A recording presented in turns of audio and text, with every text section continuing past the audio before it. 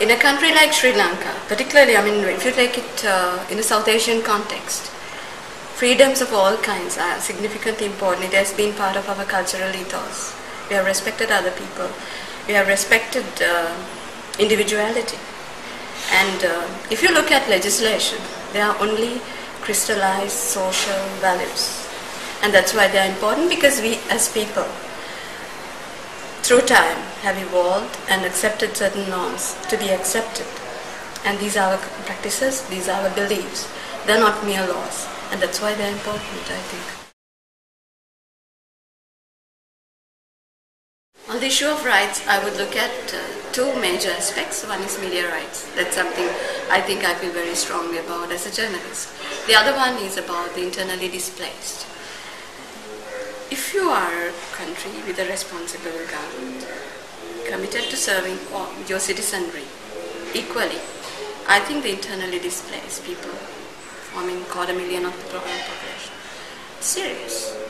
And do we have a clear idea as to what these people are going through? Are they well facilitated? Do they have their basic rights? Sri Lanka, particularly on Human Rights Day, I think should really look at the IDP camps. That's really important. Above all rights, these are other people's rights. IDPs should enjoy a certain sense of freedom. It's not a political thing. It's not for 2 months during election time. It's your inherent right to move about. These are legally guaranteed rights as well. It's not as if they have to beg for these rights. They are enshrined in our constitution. It's in the Universal Declaration of Human Rights. So why can't we honor these things? And people should have greater opportunity to move about, and they should be treated as dignified citizens, human beings. What I really dislike about the entire process is that there's no access to information. As a journalist, I feel frustrated that you really can't have access to information and the inability to go into those places. What about the families? The families would, I'm sure they go through such hell, not knowing exactly what their other members of the families are going through. So for me, it's very academic. For me, it's a right, for me to go and write my story. But what about those other people, the family members? What about the international agencies, the humanitarian organizations, the social welfare teams who would like to go and assist these people? I remember it was very difficult for us to get verified information when the camps got flooded. So you're talking about basic dignity of a human being. The pits are overflowing. What kind of rights are you talking about? And if you bring in large numbers of people into a camp, you also need to have the necessary infrastructure. Why weren't we prepared? You do know these places get flooded. You do know that there's bound to be some hygienic issues, sanitation problems. So how come we are not geared towards those requirements, which are very, very basic? And how can you call yourself a responsible administration when you overlook these rights? These are absolute rights, they can actually legally demand these rights. We simply overlooked all that. And also the fact that some of these people may be treated as suspects. The initial issue was that you can't allow them freedom of movement because there could be LTT cadres or people with LTT affiliations. So suddenly during election time, these tags do not matter. There is a due legal process you could follow. You could try these people.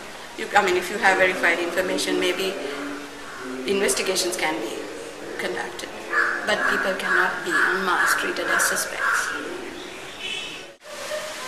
I have this horrible statement to make. I always consider 2009 to be annus horribilis, where Sri Lankan media freedom is considered. But I think other practitioners or other people who are more active than I am in the industry probably would have a different interpretation and take post-November 2005 to be a difficult period, basically trying times indeed for media practitioners. But 2009 began with a number of attacks, and it commenced with the MTV attack on the installation of the MTV, and then Lasantha Wickrematunge, the founder editor of the Sunday Leader, was assassinated. And I thought, we've seen enough violence, but it did not stop then. And we continue to see similar incidents. And we still continue to experience the same thing. I was hopeful at one point, post-war, we might probably de-escalate. I often used to think there were two wars in this country. One was against the LTT, the other one was against so-called dissenting media. Dissenting media, I need to emphasize the dissenting part, because it's not all media. Whoever who had an alternate voice got targeted, I think, or institutions. And I also noticed that oftentimes it was a case of institutions and individuals being targeted. There were mounted campaigns against certain individuals who had a bigger presence in the industry, people who were more outspoken, and even institutions. Among these institutions, I would name the Sirasa MTV, the Sunday Leader, certain other institutions as well. And of course individuals. If you look at also media activists, most of them have been targeted in this particular period. So in that sense, 2009 was a horrible year. And going back to that post-war situation, most of us were hopeful that we will have a better opportunity to practice our vocation with greater freedom. I can give you two small examples. One would be the physical attack on both the Lasantha. Now the attack, if you just look at the attack, it's bad enough. He was a very significant activist who's been speaking about media rights and campaigning on behalf of other people's freedoms. So what did this man get finally? He's laid up in a bed and he's crippled for life. So he got a terrible life ahead of him. And that's one part of this one single incident. The other part is the two people